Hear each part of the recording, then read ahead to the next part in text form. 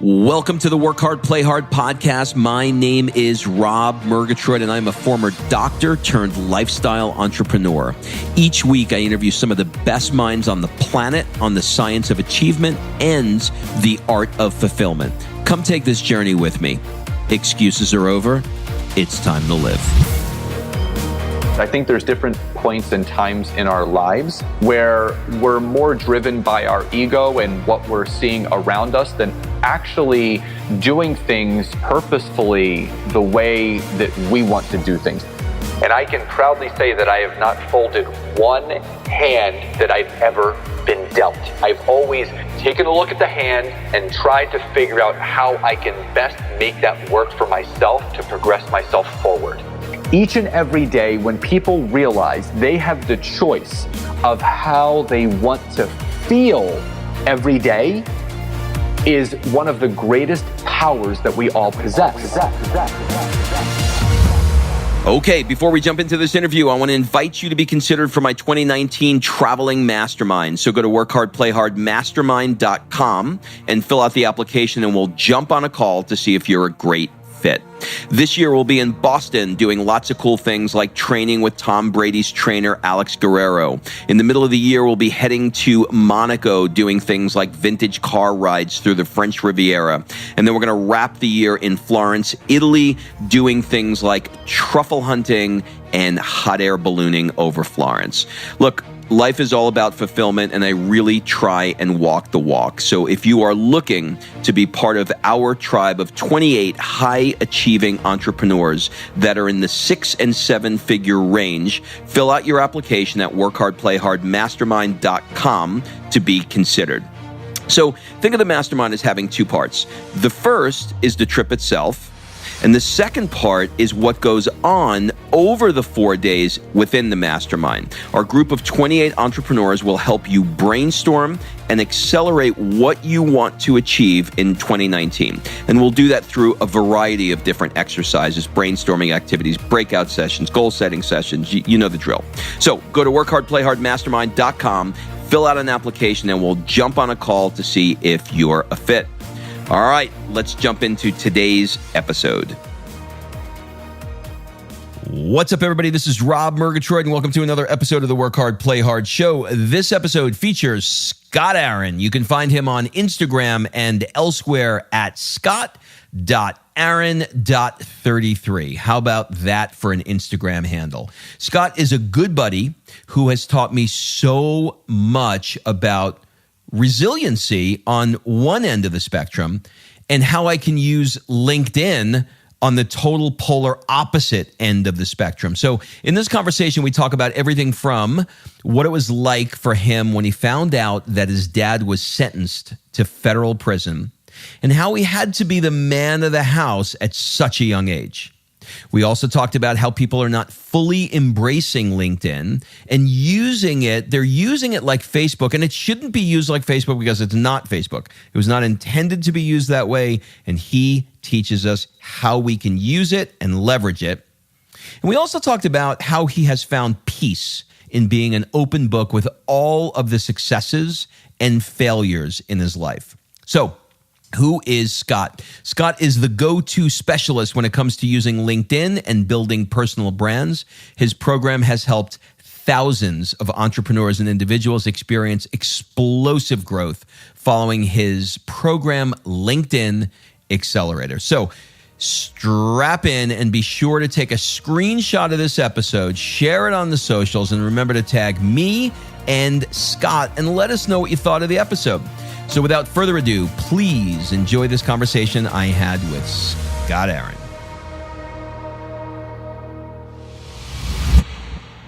Scott, welcome to the show. Rob, thank you for having me on the show. I like that pause right between the Rob and the thank you. It was nice. It had me on I could tell you're a professional speaker. It had me on the end of my seat. Wow. Grabbing people's attention is everything. The pregnant pause, as they say. I am super excited to have you on the show. So thank you for taking the time. Absolutely. Just honored and grateful to be a part of this and to provide some content, value, and anything to obviously leave people better. I am happy to do that. And thank you for this opportunity. Of course. So listen, the show is going to have basically three parts. The show is going to be all about working hard and playing hard, which loosely translated really means the science of achievement and the art of fulfillment. So first, we're going to talk about the science of achievement and how you've been able to crush LinkedIn and use it in a way that I've never seen anybody do what it is that you do. And then we'll move into the art of fulfillment, and we'll talk about maybe some practices and tips and hacks, et cetera, that you have and do to be more fulfilled. And then we'll wrap up with some rapid fire questions. Cool? Absolutely. I'm ready. All right. I want to talk a little bit about background. I think a good jumping off point would be to talk about growing up in Philadelphia. And for the uninitiated, can you paint the picture for us of what it's like growing up in a Jewish household and what are the positives and what are the negatives? Yeah, it's a great question. And for any of the Jewish listeners, when you grow up in a traditional Jewish household, that typically means you have a very overbearing mother, which she still is to date. I still have to. I mean, it's the truth that I'll be 40 in 2 weeks, and I still have to email her my itinerary when I'm flying, and I have to text her as soon as I land to let her know I'm safe.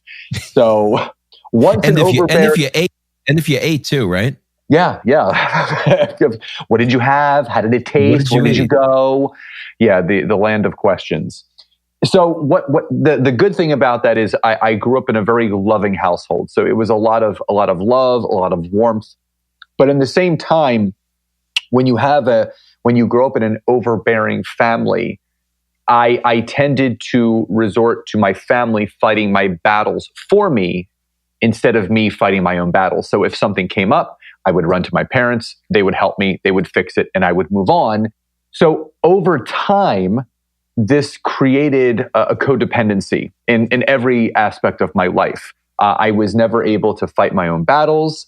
I definitely had low self-esteem, low self-confidence, and inevitably, that ended up transcending into me being the one guy, kid, adolescent, teenager in the group that was picked on. So I was an easy target because they knew they can get away with it because I wasn't going to do anything except tell my parents. So I never stood up for myself. So for the better part of my entire childhood up until high school, even into high school, I was pretty badly bullied and picked on by my peers and by my friends. What are the positives? So the positives is that there's a turning point. And I remember actually one of the turning points where I realized that I had the power to achieve certain things. And it was funny. It was my senior year of high school. And I don't know why this is coming up now, but it's coming up now because I think it's a great question. Because most people see bullying as a negative, but you're right, there are positives in everything. And I remember I was in public speaking class. It was one of my favorite classes, loved it. And I've naturally been able to speak in front of people. I never get nervous. It's just one of those things I love doing. And there was this kid in my class. I remember his name was Adam. And he was actually bullied and picked on when we were growing up in middle school. He was different. He was definitely into kind of like the like punk scene. So he was definitely seen as different in growing up. And he started to return the favor of what others were doing to him, and he started picking on me, and pretty bad in this class. He was a bigger guy, much bigger than me. I'm 5'9", and I was maybe 135 pounds soaking wet. And I remember he walked by me and he punched me in the stomach for no reason. And normally I would be that kid that would just crawl up into a ball and, run and tell the teacher, or just kind of keep to myself and just really just put my tail between my legs. But this moment was different. And I don't know why this moment was different, but it was. And I stopped him and I grabbed him by the shirt collar and I literally jacked him up against the wall. And I said, if you ever put your hands on me again, I will break your face. And I let go. And that was the last time that he ever bothered me ever again. I love it. You took your power back. I did. And you know, again, I don't want people to misconstrue that as like anger or anything like that, but I needed to make a point. And as a 17-year-old, you know, quote unquote, breaking your face was basically the only way that you can get across to someone to leave me alone. That's the teenage way of saying that. And he never did. So I did. I took my power back. So it took all those years of getting picked on to finally move past that. But it's funny you say that, because it brings up another story where the first book I ever wrote was about 2.5 years ago, called Good Guys Always Win. I self-published it. It took me about a year to put together. And the reason why I said good guys always win is that I was the good guy in the group, Rob, where, you know, I was in the friend zone with all the girls. I was, you know, friends with all of them, but I was no challenge. You know, I didn't really have any quote unquote game. So I was friends with everybody. But, you know, as you get older, you know, that definitely plays in your favor, as I experienced. But I remember I was 13 or 14 years old, and I was at a friend's birthday party, and it was a cold fall day. And my friends thought it would be funny to lock me outside because I was wearing short sleeves and pants. So I would be cold. And they did. They locked the door. And, you know, I was out on this porch by myself. And another couple of my friends thought it would be really, really funny if they would actually go and dump a bucket of water on me to make sure that I was even colder, which they did. And I actually spoke about this story and wrote about it in my book. And it was really funny, not haha funny, but how kind of things come full circle. A buddy of mine sent me a text message about a month after I released the book. And he texted me and he said, Scott, for whatever it's worth, I'm sorry for anything that I ever did to you that hurt you. Because the story was about him and a couple of the other people involved. But sometimes it takes turning the mirror around on someone, even through a story, to make them realize maybe they did things that were not kind to others. And again, I appreciated his apology. I told him it, you know, it wasn't necessary. Like, we've hung out for years since then. But it's people sometimes don't realize their actions and how they could cause other people to feel. So I definitely learned as I went through life that you can take your power back by just standing up for yourself and what you believe in. And I think that's one of the positives of actually going through bullying, is that you learn how to stand up for yourself. I love that, you know, and even the other thing that we started with, which is the, you know, sort of the Jewish culture. I grew up around a lot of Jewish people, but I'm not Jewish. But in Queens, it was either like, you know, you're either Jewish or Italian, Jewish or Catholic. Right. And I recently took a trip to Israel, and I got to tell you, man, I fell in love with the, it's called Shabbat, right? Friday night? Yep, Friday night Shabbat. I fell in love with that experience. It was just incredible because the streets, everybody stops working. Everybody is, you know, they should be home, but they're not. They're out. But there's this really cool celebration at the end of every week that I just thought was really, really cool. So I'll be the surrogate Jew for this podcast. And you know, welcome to the tribe. And welcome to the tribe. My father grew up in a conservative Jewish household. So you know, my father, you know, my great grandfather fled Eastern Europe in the 1920s and came to Philadelphia, you know, with obviously my grandfather and my great uncles and my great aunt, and he became a butcher in South Philadelphia. And so I come from a bloodline of entrepreneurs. My great grandfather, my grandfather, my dad, and me.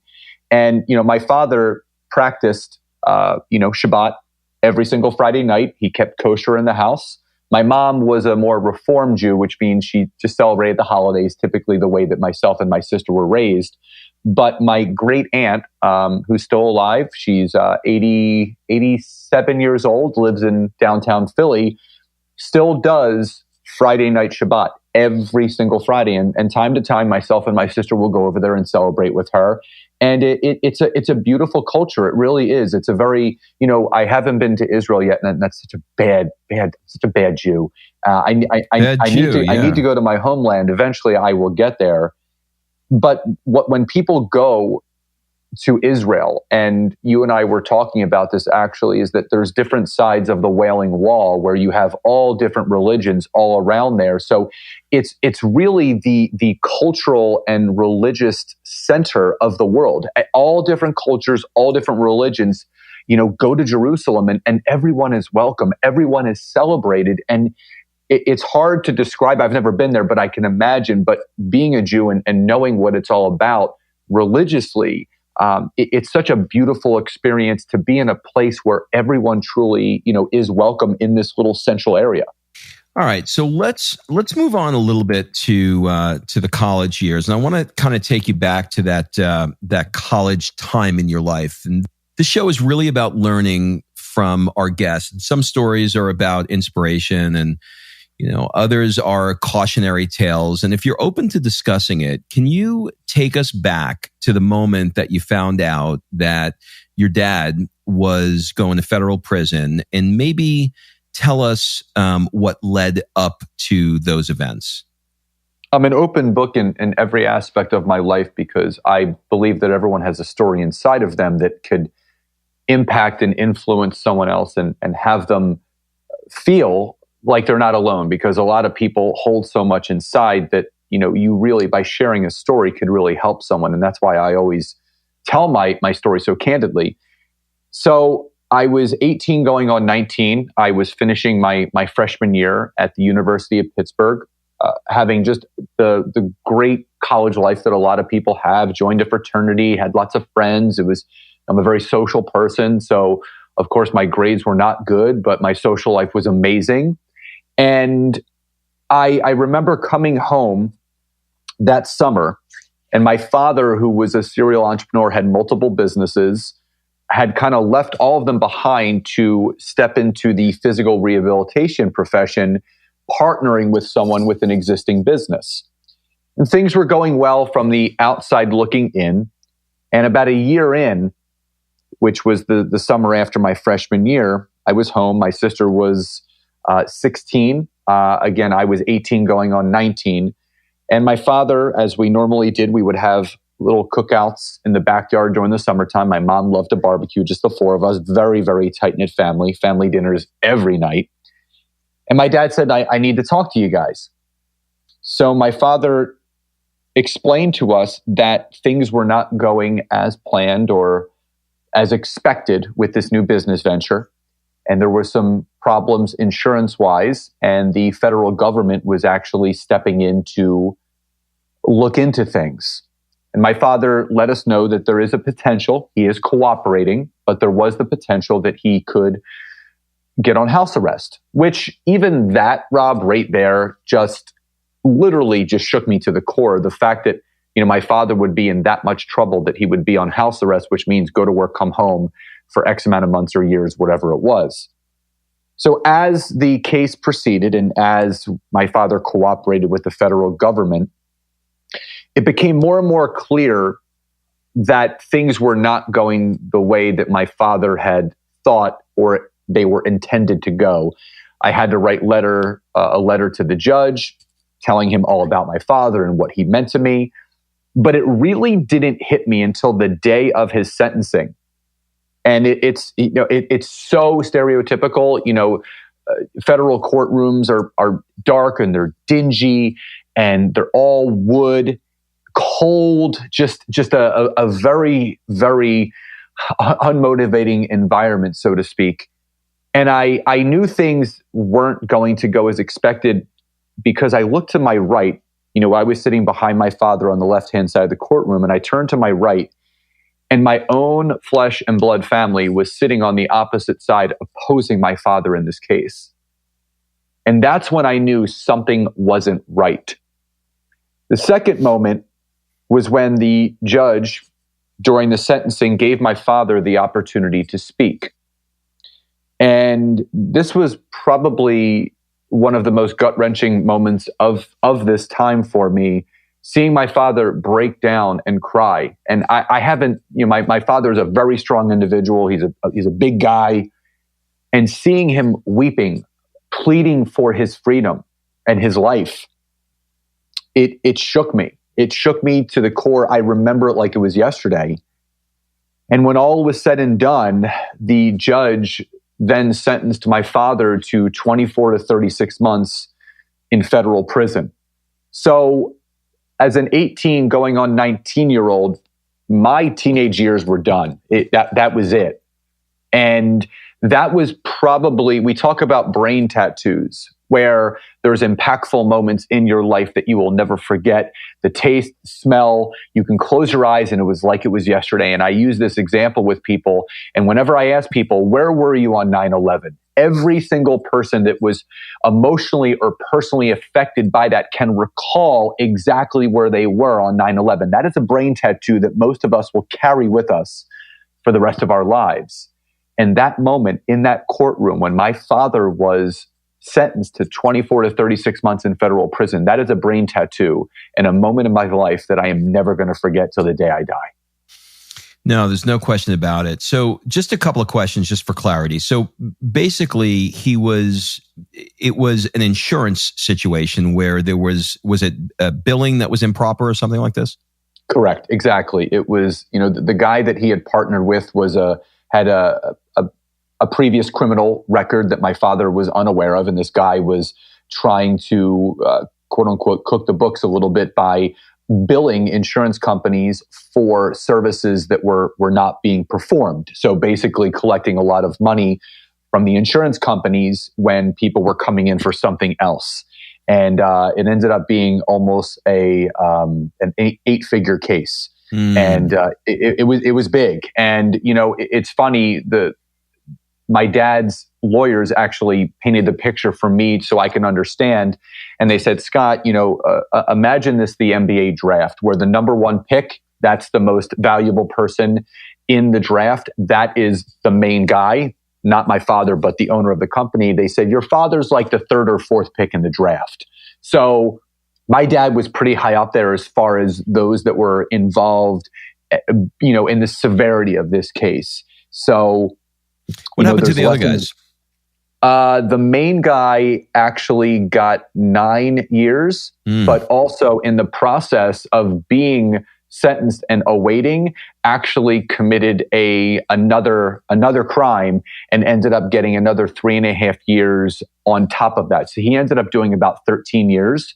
The guy above my dad and below that guy got about 7 years. And then there were some people below my father, 2 or 3 people that got, some got anywhere between 12 to 6 months in federal prison. But my dad got the third highest sentence. So now here you are, you basically get this bombshell that's dropped in your lap. You're at a young age. You have to go through the courtroom that you just described, and your dad gets taken away. And now I suppose that within pretty short order, you were now visiting with him inside a prison, yeah? Yeah, so the sentencing to the time that he actually had to, quote unquote, turn himself in was about 60 days. So they gave you time to get everything in order. So my father, when he left this one company and obviously was working with the federal government, knew that things weren't going to go well. And this is actually how I got into the fitness industry. My father partnered with my 2 grandfathers who helped him purchase a failing health club in downtown Philadelphia. So he was actually running that for about 3 or 4 months prior to sentencing, preparing for obviously what the inevitable was going to be. So my father had the option of obviously getting taken away by the federal government himself, or he could actually turn himself in and drive himself to prison, which he selected the latter because he wanted as much time with us as possible. So we actually drove him to drop him off to federal prison. And I remember as we were driving into this federal prison, long driveway, again, stereotypical thing you see in the movies, long driveway covered by trees, and then it opens up and then it's just nothing but a prison. And the guards were waiting for my father to escort him in. And he turns around to me as he put the car in park. and obviously saying that he loved us very much. And he said, Scott, now you're the man of the house. Mm. That statement, again, stuck with me forever because I knew, my mom and my sister were puddles in the car. I needed to be strong. I needed to be the man of the house. I was now going to be stepping into an entrepreneurial role as a health club owner, having no experience, one, running a business, and two, being in health and wellness. I was an athlete, but it wasn't my passion. Music and being a kid was my passion.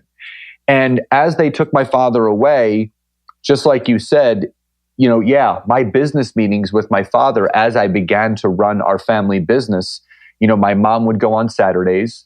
My sister and myself would go on Sundays. We went separate days.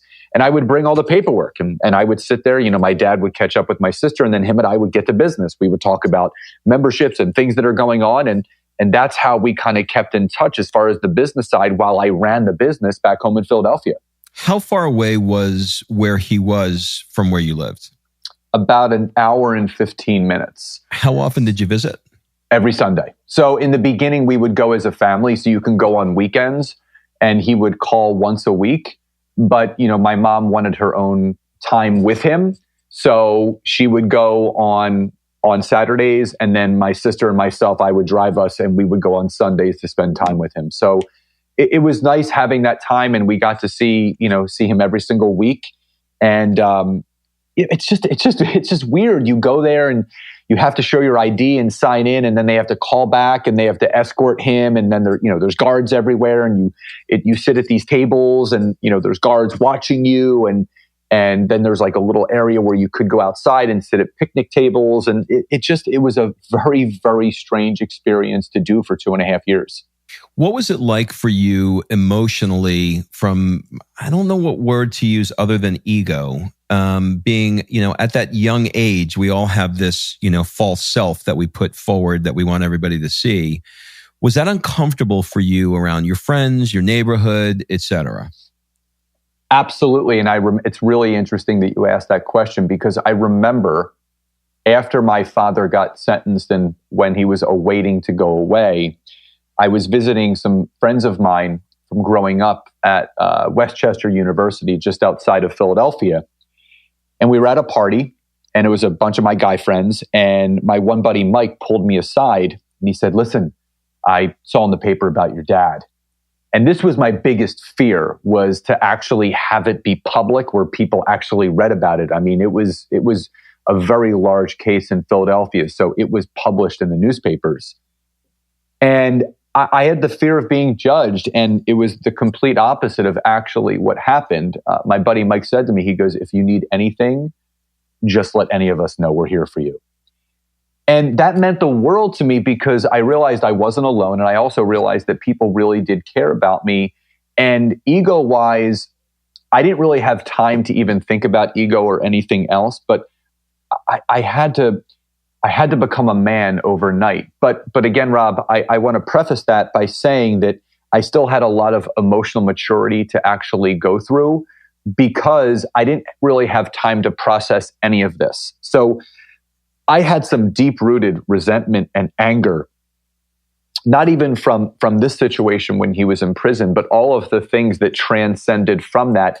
And I love looking back on my journey, because where I'm at today in my life, in my business, and in my personal life, I love reflecting on my journey and realizing, how many arrows were thrown at me and how, no matter how hard they would hit me, I would still find a way to keep moving forward. And there's so many people in life that they get knocked down and they get afraid to get back up.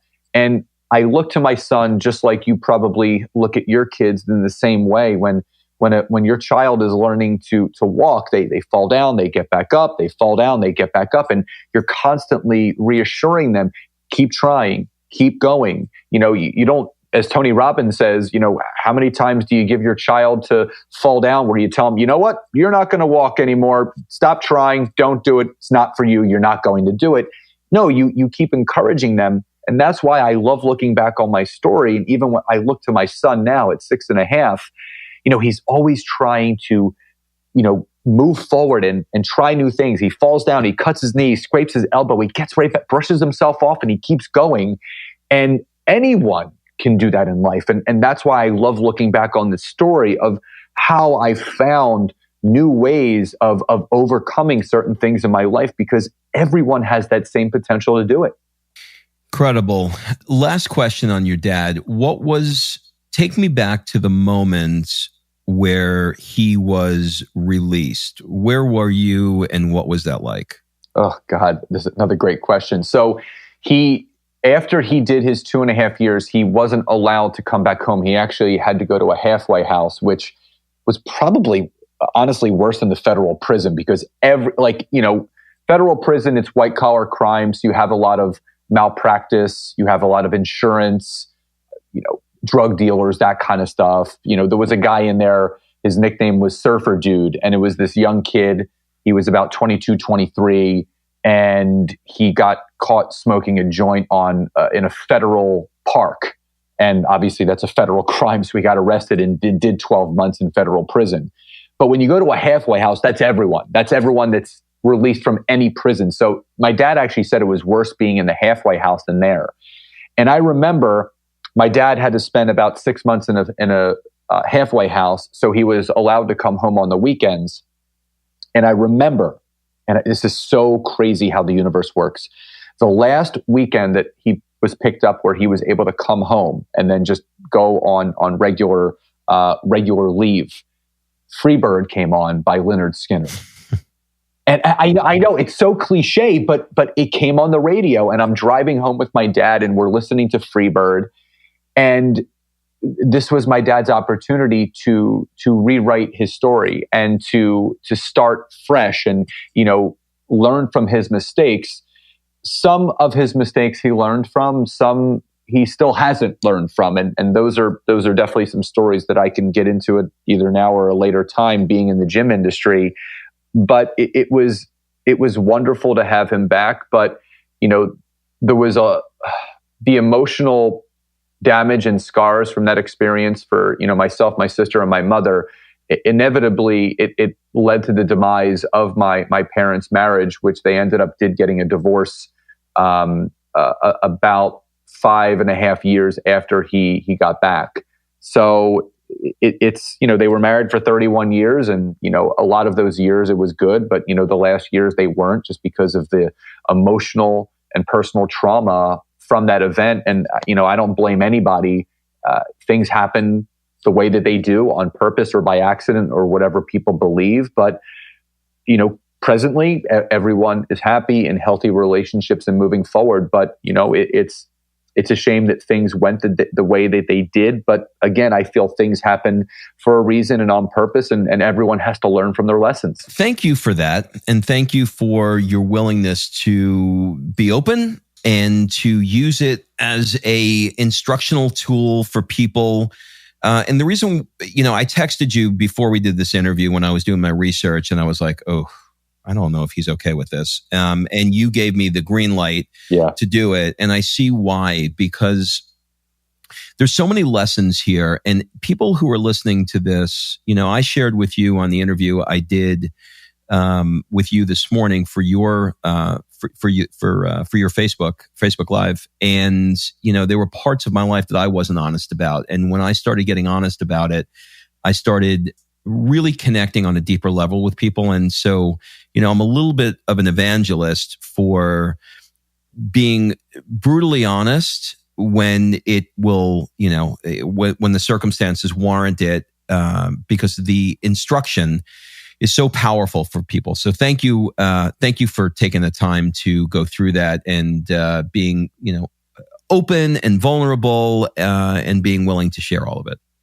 Absolutely. It's my pleasure. And again, the best storytellers are the ones that can openly express, the greatest of times and the darkest of times, because, everyone in their life will go through something.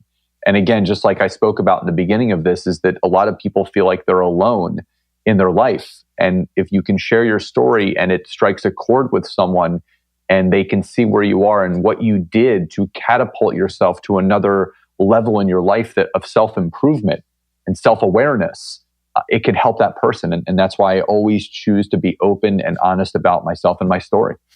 So as you progress through different businesses, some of them worked. I know you had some ups and downs in the world of fitness, owning gyms, et cetera, from personal training to owning the gym to it working to selling it to open another one that didn't work so well, et cetera.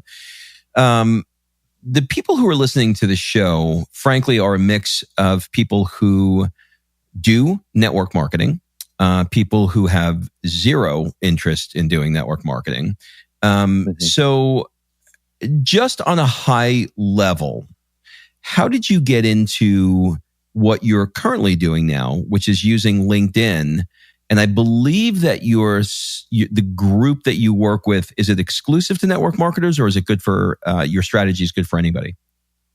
My strategies, I've realized, are now good for anyone. So I do work with, small business owners. I work with insurance brokers, real estate agents and investors, people in the finance industry. It started off just as network marketing because obviously that was part of my career path, but it's now kind of blossomed into this mega system that I can take anyone's business and the avatar and who they're looking to connect with and curtail that to them and show them how they can grow it. So literally anyone now could follow my teachings and my system and get the results that a lot of people get. All right. So let's talk about it. So, let's say that, somebody either has a small business or they have a network marketing business. Can you make this, sort of like generic enough as we go through maybe some tips and strategies? And you don't have to, do a whole, long thing, maybe 3 to 5 tips of, people. And I'll be completely honest with you. I've never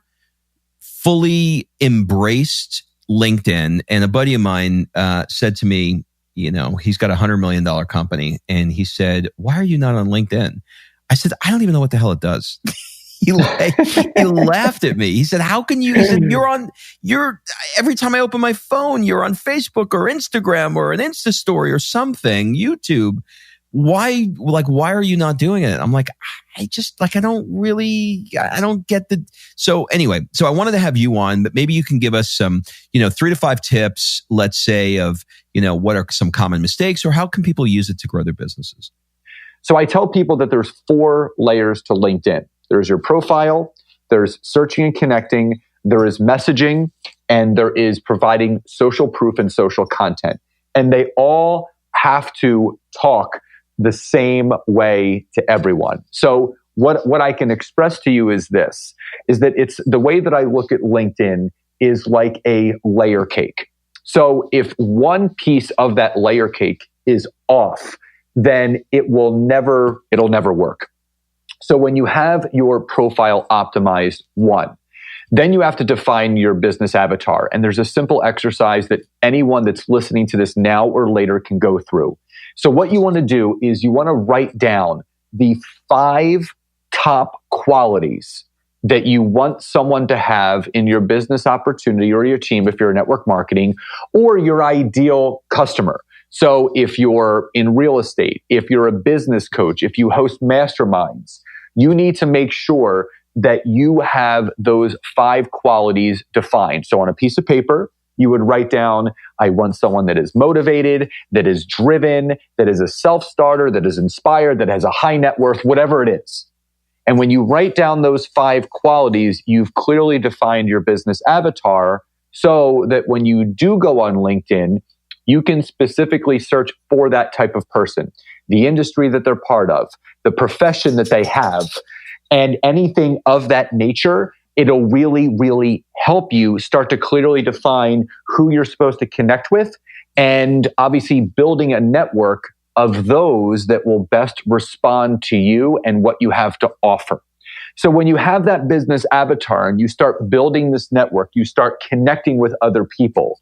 The third aspect is messaging people. And Rob, I think this is where people kind of get lost in translation of how to do this and what it is. Because if anyone has been on LinkedIn, you get so many drunkalog messages. People send you a message and they're like, "Hey, Rob, great to connect with you. Check out this link, watch this video, go to this website." What did you call it? Drunkalog? Drunkalog. It's just like, they're just vomiting all over you. It's these like So four funny. paragraphs of crap, so to speak, of people just literally just spilling out. People have really gotten lost and don't understand the art of connection anymore. People are becoming so socially unaware because of social media. They're becoming disconnected from it. And being a personal trainer for as long as I was, 18 years, 60,000 hours of training under my belt, one-on-one with clients, I learned the art of communication. I've learned the art of human connection. And I wasn't finding that human connection to the level that I was seeking on Instagram and Facebook. And I was finding it on LinkedIn because it was a high caliber person. It was the perfect avatar for my business and what I was looking to grow and achieve. So the best piece of advice that I can give you is you absolutely do not want to use LinkedIn like you do Instagram and Facebook. It's a whole separate animal. And Gary Vee just did a podcast the other day where he said 2019 is the year of LinkedIn. And he said, if you're looking for social proof, social engagement, and organic engagement, you need to get on LinkedIn. I mean, I've been on there for 3 years. And if a 3-time New York Times bestselling author who specializes in social media branding is saying that LinkedIn is the place to be in 2019 and beyond, then you better get on there as soon as you can. Yeah, I love that. I mean, I remember, God, I've been friends with Lewis for probably 15 years now. And I remember when, I remember exactly where I was. I was at a conference with him. A guy named Yannick Silver was doing like an internet marketing conference. And he said, I'm going to be looking into this new thing called LinkedIn. And I said, what is it? And he told me about it. And he just blew up with it. It put him on the map. And you're right. He still uses LinkedIn. So lesson learned. So if people want to learn more from you specifically, and either hire you as a coach or get some of your work, where should they go to learn specifically about LinkedIn? Yeah, scottaaron.net. And if you go to that website, again, you can download my free PDF, but you can also click on the top and it says schedule a 15-minute call with me. So I always do free 15-minute discovery calls to learn more about you, your business, where you're struggling, give you some tips, and tell you a little bit more about how I can potentially help you. And if you feel I'm a good fit, I can tell you how we can work together. He's a good fit, people. All right. So let's move on to the second half of the show, which is the art of fulfillment. Let's see. Where do I go with you? Here's what I want to do. Are there any positions or opinions in the last few years, or it could be way back, doesn't have to be in the last few years, that you've changed your mind substantially about, or you changed your position and you just look at things a little bit differently, where you're like, I don't feel the same way about that anymore?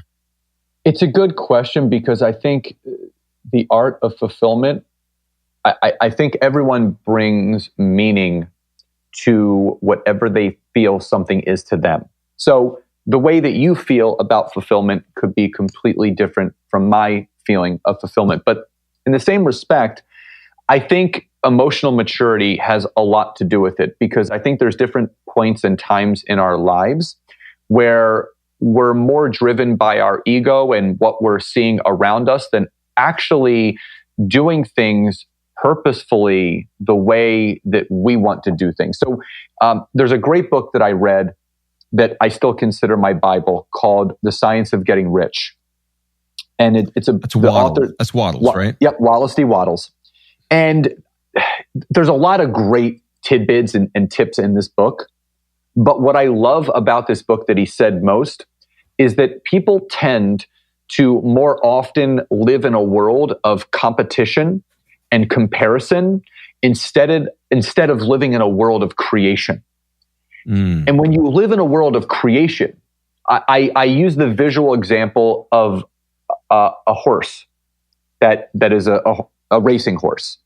So if you ever have seen it on TV or you've been to a live event, they put these horses in these little, compartmentalized stables where they're, the doors fly open, they go out running. But even more so, they're wearing these little headpieces where the horse can't look to its left or it can't look to its right to see about its competition, or comparing, what one horse is doing and what the other one is doing. All they can do is focus on creating their outcome by looking straight ahead. Does that make sense? So what I have found with fulfillment, it's whatever it means to you. So looking ahead, looking in the rearview mirror does nothing for you but to keep you in your past. So as long as you're clear with your vision and what you want to achieve in your life, you will constantly feel fulfilled. And that's a big thing, Rob, right there that I want to stay on really quickly. Gratitude is a feeling. Inspiration is a feeling. Happiness is a feeling. Fulfillment is a feeling. Prosperous is a feeling. Each and every day when people realize they have the choice of how they want to feel every day is one of the greatest powers that we all possess. So you get to wake up and choose how you want to feel. I love that. Let me ask you this. If you were a critic doing a review of your life so far, what would you say? Someone asked me the other day, if you could describe your life in a word, how would it be titled? And I said resiliency. Because there's been things that certainly based on the story we just did about your dad. Yeah, so sure. I mean, if someone was to look at the timeline of my life, and I'll be 40 in 2 weeks, but I've had to deal with being bullied and picked on. I've had to deal with my father being incarcerated for 2.5 years. I've been twice divorced. I've made $1 million and then lost it 2.5 years later. I've had to file for personal bankruptcy, but yet I'm still here. I'm still standing. So my life, the chapters are still being written. But if you were to read the first quarter or half of my life, it's inspiring in the sense that here's this guy that has never folded his hand. And I use this example is that we're all dealt hands in life, and you can choose to fold them or hold them. And I can proudly say that I have not folded one hand that I've ever been dealt. I've always taken a look at the hand and tried to figure out how I can best make that work for myself to progress myself forward. Love that. Resiliency. And you certainly have that in spades. On the opposite end of the spectrum, if you could spend 1 month anywhere in the world, where would it be and why? The Amalfi Coast. I got married there. Good choice. And the reason why, I've been to the Greek Isles, which I fell in love with, Mykonos, Santorini. I love a combination of being able to wake up and see water and beach, but at the same time being in a cultural location where there's a lot of history, where I could walk around. I like being around people. I like social environments. I love sitting outside of cafes. People watching is one of the most favorite thing that me and my fiance do. Sometimes we go somewhere and we just sit and we just watch. It's the best. So yeah, it is. And that's the great thing is that, we don't even have to be talking to each other. We can just be in the moment and sip a nice glass of red wine, and enjoy the day. But the Amalfi Coast, to me, it symbolizes a lot of different things: freedom, experience, living, fresh air, beach, just all of the things that I love most.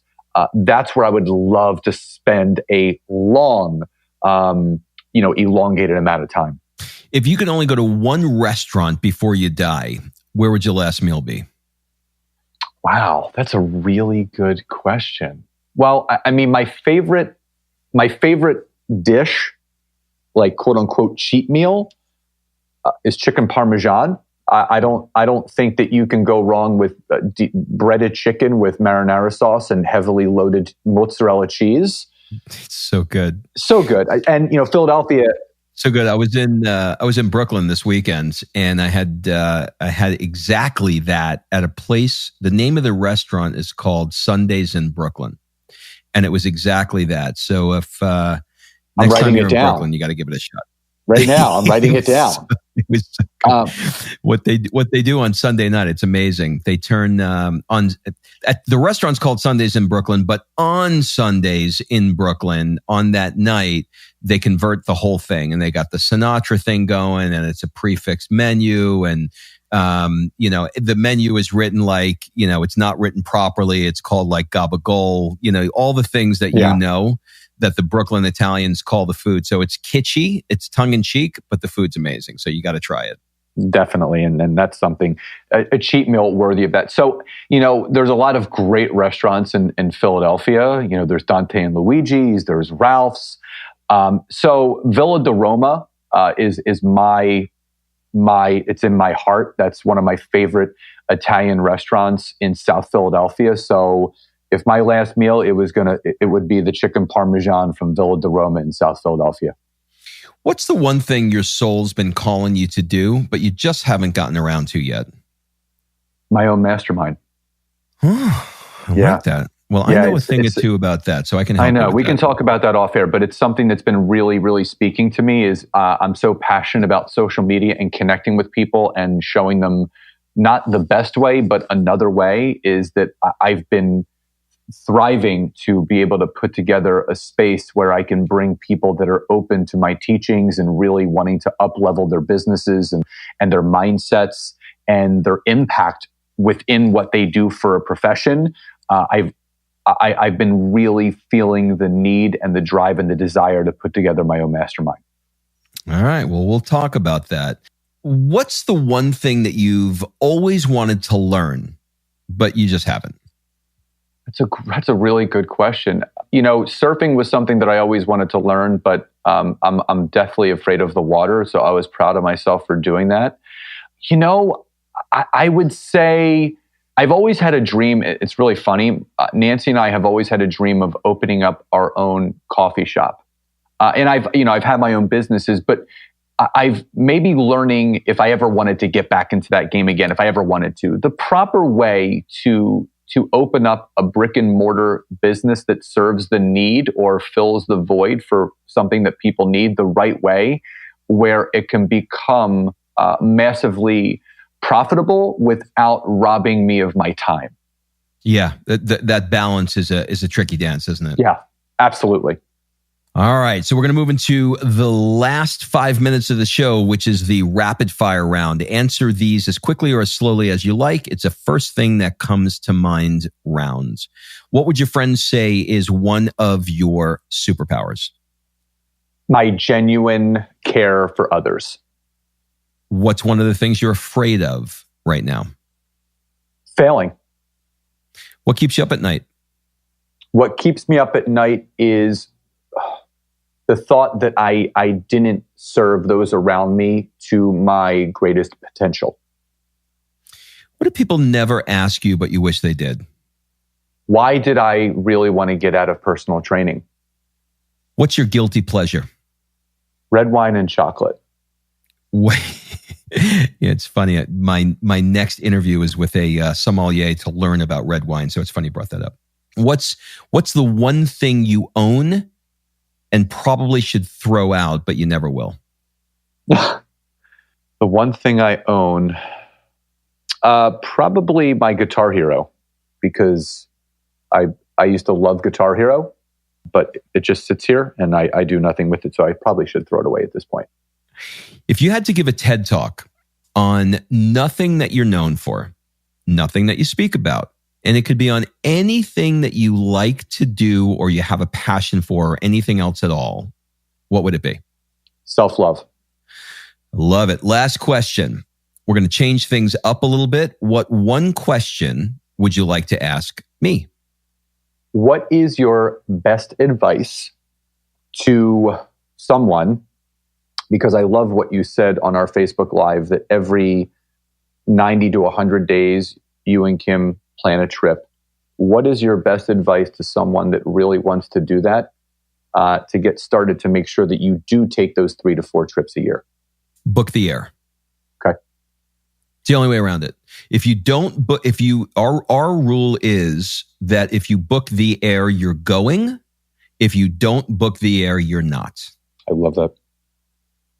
Scott, this has been freaking amazing. We had a whole love fest today. I did you, you did me. I feel like I need a cigarette now. I mean, this was so good. Do you have any final words, suggestions, or an ask for the people that are listening? Yeah, for anyone that's listening, well, Rob, I first wanted to honor and thank you for, again, allowing me to come on here and share my story. And my simple message to people is, it's something that Les Brown talks about, is that no matter how many times that you can get knocked down, if you can look up, you can get up. And the simple thing that I want people to take away from this is that always remember that your failures will always open up the doors to your successes. So no matter how much you may think or feel that you're a failure right now, within every failure is a formula and a solution of how to succeed. Because there are millions of ways of how to succeed, and there's only one way of how to fail, and that's to quit. So as long as you don't quit on your dreams and your goals, you will absolutely create the success that you truly deserve. Dude, you did that better than Les did. Gorgeous. Thank you. I absolutely love it, and thank you so much for today. Absolutely, Rob. Love you. Grateful for you. Thank you so much for today. All right. Thanks for listening. If you love this episode and you know someone that needs some help in either stepping up their work hard game or their play hard game, it would mean the world to me if you shared this podcast with them to help me get this movement out there. So if you like what you heard, head on over to iTunes, take 30 seconds and leave me a 5-star review, and I will be forever grateful. So until the next episode, excuses are over. It's time to live.